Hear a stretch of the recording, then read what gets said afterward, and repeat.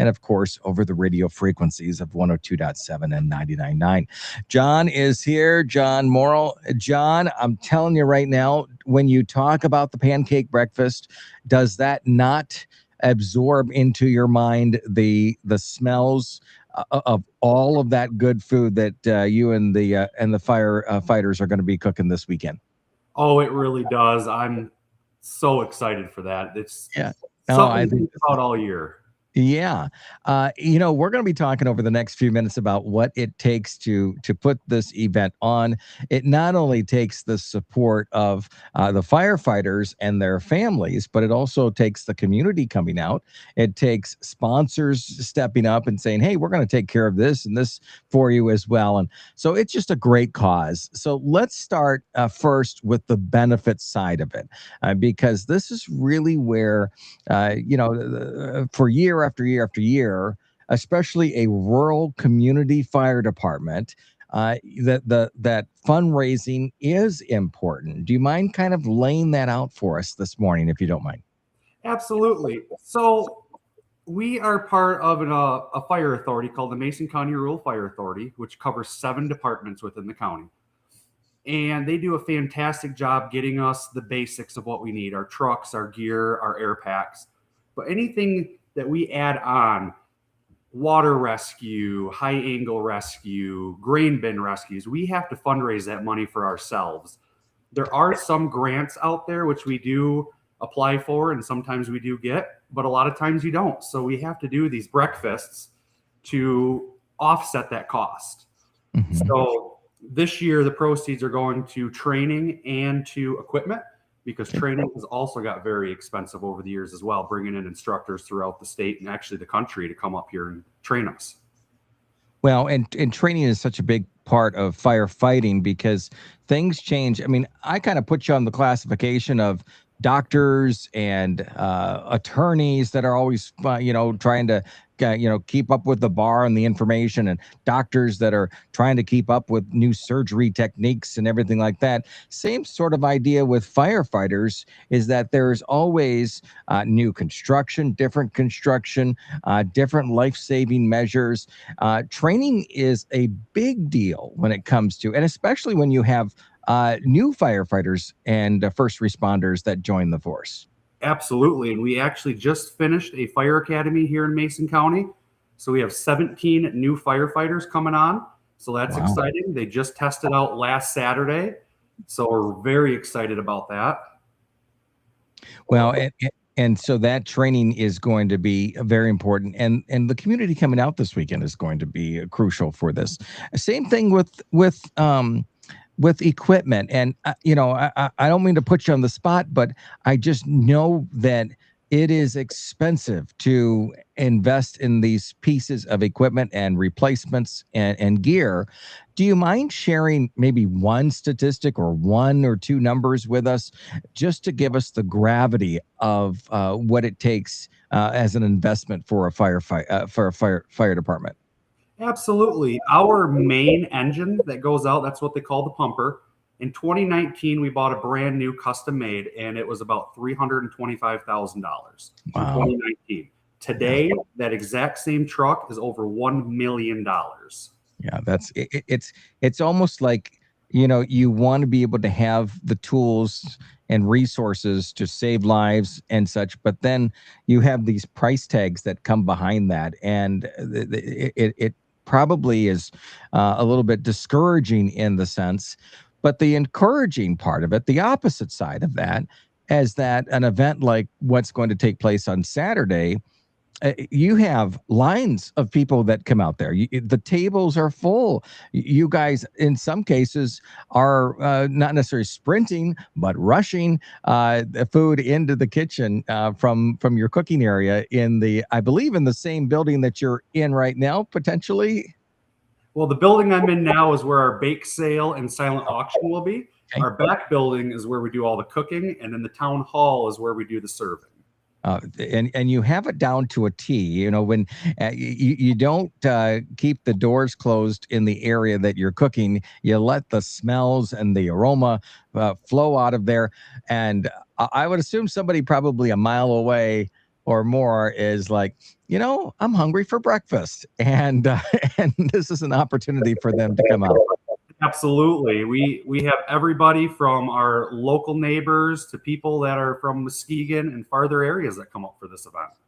Take us through that. What's the history of this event, and why it's been such a community focused event? You talked about the bake sale. You've got the auction. Why is it such a community focused event, if you don't mind? Well, Mason County has always been a very tight knit community. I mean, everybody's always known everybody, neighbors helping neighbors. And that doesn't change when you get out here. So, as soon as you have a fire department that wants to put on an event to fundraise money, everybody comes out to help. And it's such a great event when you get to see people who you saw on their worst days and now they're here supporting you and they're doing so much better. And past firefighters and past emergency managers that come out to support us. It's just phenomenal bringing the community together, and it almost turns into like a little family reunion out here. Yeah. And we hope we have stellar weather. I see the sunshine blaring through the windows behind you. And hopefully we have fantastic weather for this weekend. But we've also seen in the past few years when it hasn't been as great of weather, but the community still comes out. Absolutely. And if the weather is bad, we have tents that we set up so people don't have to stand outside in that. And the bake sale and all the other events that we have going on are all inside. So it's not a huge deal if we don't have good weather, but it's looking like 60s and sunny. Yeah. Let's hope for a fantastic Mother's Day weekend. And speaking of that, families do come out. I remember, I think it was 3 years ago or 4 years ago when we were broadcasting live from the event, that we had a message from some of the campground. Some of the campers, they were looking for a spot to. Oh, I see the lights there. They were. Oh, go ahead. You have those auto lights, save energy. Nothing wrong with that. I think that's great. But we got a message from some of the campers that said, "Hey, we were looking for breakfast and a place to go, and heard it on the radio, and we came over, and we start to see some of the tourists that come up that they're invited to this, because obviously supporting firefighters isn't necessarily zoned in on just their neck of the woods or their neighborhood. You do see a lot of familiar faces and new faces each year, right? Oh, absolutely. There's a lot of new people that move into the area, a lot of campgrounds in the area that are just opening up. And actually, one of the local campgrounds here, the owner used to be on our fire department. Oh, so perfect. a lot of them come over here from the campground just to support him and what he used to do as well. Yeah. So it's really fun seeing everybody out here. I mean, like I said, you can have people from Muskegon and Grand Rapids that are up in the area for this event. Let's talk about the details. So we've been kind of dribbling out the flavor of what's happening this Saturday, but it starts at what time? It ends at what time? Location? There's parking on both sides of the street, I believe, or a pretty, on the other side of the street, a big parking area. Describe all of that for us. So this year, actually last year was our first year. We have a parking lot behind the town hall now, so we can accommodate a lot more cars. So that kind of eliminates parking across the street. Okay. Side of things. But this event will be at 2122 West Hawley Road, Scottville, Michigan, Riverton Fire Department. We start serving at 7 a.m. and it goes until noon. Mm-hmm. And this is our 23rd annual pancake breakfast. And this year we have regular pancakes, blueberry pancakes, chocolate chip pancakes, Sanders sausage patties, scrambled eggs, Indian summer juice and applesauce, Kistler and Maple House maple syrup. So it's all fresh, made here in Riverton Summit area. Mm-hmm. And we also have your generic maple syrup for the people who don't like the real stuff, along with sugar-free. We have a large bake sale, silent auction, a 50-50 raffle, and an item raffle. So we're going to have some big items to raffle off as well, including a blacktop griddle. Oh, very cool. Awesome. And if somebody has not entered that building that you are in right now and seen the amount of items that have been collected for this auction and for this bake sale, I think the first first word out of their mouth will be wow, because there are tables and tables filled with items. Absolutely. We usually have, I would say, around 20 tables full of silent auction items, anything from big baskets to gift cards and gift certificates for local businesses. And another thing that we do as well, which a lot of people don't realize, is now we take credit and debit cards as well for anything from the bake sale to the pancake breakfast and for the silent auction.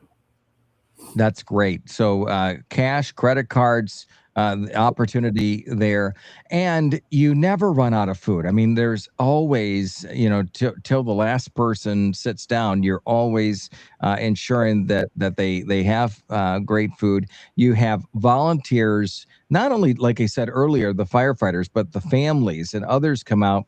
You've got a kitchen team, you've got your cooking team, you've got your auction and bake sale. It takes a lot to put this event on, doesn't it? Yes, sir, it does. We actually start planning for this back in February is when we start thinking about it and start putting the balls into motion. Yeah, this is great. And then if you've got an opportunity now to send some love to some of those that also help out with some sponsorship and funding, they've stepped up to help out because it's some of the items you get donated, but a lot of times you have to pay for things too when it comes to this event. Take us through that if you don't mind. So the past few years, it would usually take about 150 to 200 people to walk through the door before we started making any money.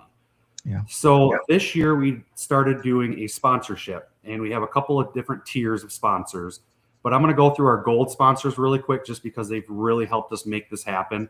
And we want to give a big shout out to ProMaster Cleaning and Restoration, Peterson and Sons Excavating, Indian Summer, Kissel Crest Farms, Morrill Landscaping and Maintenance, Malberg Sanitation Services, Wagner Home and Outdoor, Meyer, Whiskey Creek Campground, Ryan's Lawn Care, Kibbe Creek Campground, and our own Chris here at WMOM. Oh, well, we're glad to get to be a part of it, and it's pretty nice to be on site and grab something to eat as well. But most importantly, it is great to observe great conversations and as we mentioned, the community coming together for such a great cause. What's the after effect when you've cleaned up the buildings and parked the fire trucks back in? What is the conversation like among the firefighters and those that have volunteered for that day? Well, once things close at noon, things are pretty chaotic around here at first between cleaning everything up, counting money, calling people on silent auction items. But once the day is over, there's not a lot of talk. Most people are ready to go home and go take a long nap because we get here about 4:30 in the morning to start setting up. The health department comes out about 5:30, 6 o'clock to do a check over before we can even start. So we're here early getting everything set. Yeah, but it's probably pretty rewarding, though, the observation, the effect from all of the hard work. Yes, it definitely is. I mean, it takes a village to put this on. And our guys are always very, very excited once things are over to actually go through and see what we did. When you start counting that money and seeing what we can actually purchase to help our community, the feeling is none other.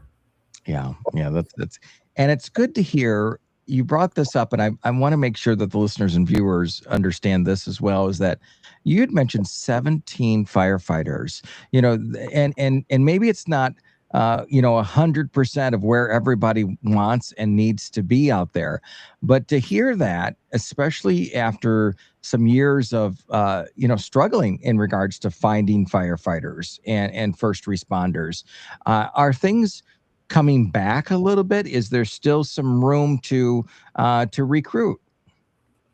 There's a lot of room to recruit yet. Every department in the county really still needs firefighters, and it's a rewarding thing to do. Anybody can join. Anybody can come to a meeting and see if it's for them. Check out a training. We do all in-house training, so everything's in the county. So if you come in with no experience, we will put you through the academy. We will get you trained up, which it's a lot, but it's very rewarding at the end of the day. And there's not a department in the area that couldn't use the help. So bringing on 17 new firefighters is huge. Absolutely. And we put on a fire academy every other year. So the last 3 or 4 years, we've had an average of 8 to 10 firefighters. So this is the biggest class we've had since, I would say, the 2013 to 2014 class. That's fantastic to hear. Well, let's keep that momentum going.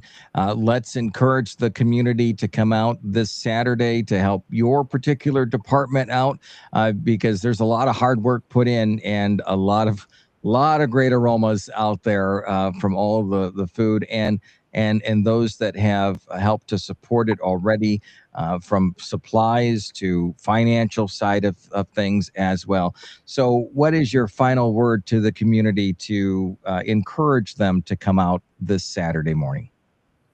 It's just a good event, a lot of good people, and amazing food. And who doesn't want an all-you-can-eat breakfast? Yeah, that's right. That's good details. Anything else that we missed adding that we want to include before we wrap up this morning? The only thing I want to say before we wrap up is thank you to the community for always supporting us. If it's our breakfast or any of the fire department events throughout the county, thank you for approving our millages and keeping our department running. If it wasn't for you guys, we wouldn't be here, and we're here for you guys. That's a great message. Great message there. Well, Captain, thank you so much for all that you do, and we're gonna try to do a stop out there as well to encourage those. We've been on and off throughout the years at the event, and we hope to do that again this weekend too, and encourage others in real time to come out if they've missed any details about it. And thanks in advance to all of the volunteers and all the firefighters and their families for the event. And as well, I do want to make sure that people understand too that the auction, and we mentioned the vast amount of items on those tables. You have regulars that reach out every year, right, and say, hey, I've got this ready for the auction. I think we do not do justice if we don't mention that part of it. Oh, absolutely. We've had a lot of good people over the years. One of our bigger sponsors for the silent auction is Loretta Peterson. She always comes through with at least 10 to 15 baskets that she puts together. And some of them are even supporting members of the community that have passed away, which are phenomenal baskets. But we always have donations from places like AutoZone and Hungry Howie's Pizza and Meijer, Walmart. They are phenomenal sponsors and always want to work with us and do a great job with donating, which is a huge help. I can't stress that enough, how big of help it is for us. Well, it says a lot about the event overall. So it's a great event, and it takes place this Saturday. Take us through those details one more time from time to time, and then also pricing. I don't think we mentioned that. Let's run that down one more time. Sounds great. So it's this Saturday, May 9th from 7 a.m. to noon at 2122 West Hawley Road, Scottville, Michigan, and that is the Riverton Fire Department fire station. Our pricing this year is 13 and up is $12. 7 to 12, $8, 3 to 6, $5, and under 3 is free, and that is all you can eat as well. Yeah, so bring your appetites because there's a lot. Well, Jon, thanks so much for taking the time with us this morning. We're proud to be behind this event. We'll encourage the listeners throughout the rest of the week to be part of it as well, and we'll look forward to seeing you too. So thanks for joining us this morning. Absolutely. Thank you. You got it. It is 102.7 Mom FM and Hot Country Hits 99.9. And if you missed any part of this segment, check it out right there at our Facebook pages, WMOM or Hot Country Hits, and our YouTube channel